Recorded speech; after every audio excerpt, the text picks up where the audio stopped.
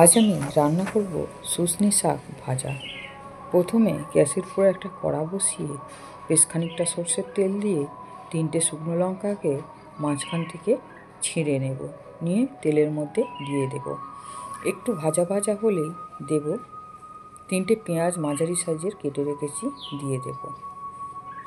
শুশনি শাক ভালো করে ধুয়ে রেখেছি। পেঁয়াজ ভালো মতো ভাজা হয়ে গেলে শুশনি শাক দিয়ে দেব। এই শুশনি শাক এসছে আমার এক ননদের বাড়ি থেকে, আমার শাশুড়ির বোনঝির বাড়ি থেকে।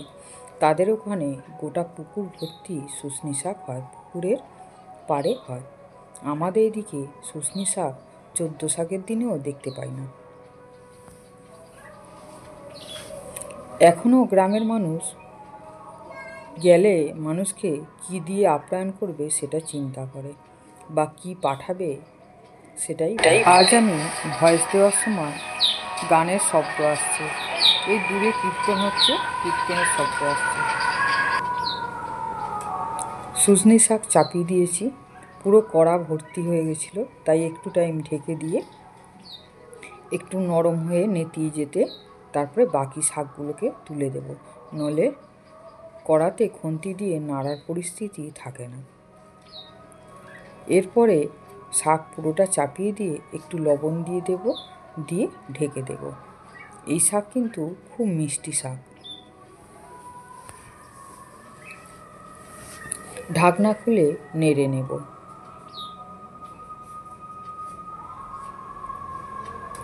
এই দলা দলা পাকিয়ে গেছে, এগুলো একটু ছাড়িয়ে নেব।